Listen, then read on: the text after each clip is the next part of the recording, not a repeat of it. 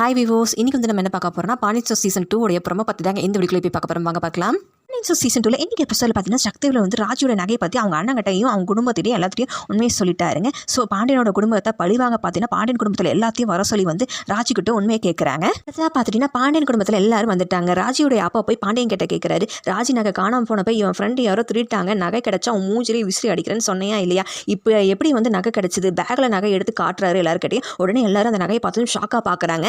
நீ சொன்னது எல்லாமே போய் அப்படின்னு பாண்டியனை பார்த்து ராஜியோடைய அப்பா கேட்குறாரு. சத்திவேல் சொல்கிறார், அண்ணா குடும்பமே திருட்டு குடும்பம், நகைக்காக தான் நம்ம வீட்டை பொண்ணையே கல்யாணம் பண்ணியிருக்காங்க அப்படிங்கிறாரு. ராஜியோடைய சித்தப்பா அப்படி சொன்னது ராஜிக்கு பார்த்தீங்கன்னா பயங்கரமாக கோவம் வந்து, போதும் சித்தப்பா, நான் விரும்பினது வேற ஒருத்தர், அவன் வந்து என்னை ஏமாத்திட்டு நகையெல்லாம் வந்து எடுத்துகிட்டு ஓடிட்டான். அந்த சமயத்தில் என்ன பண்ணுறதுன்னு தெரியாமல் செத்து போயிடலான்னு போனேன்.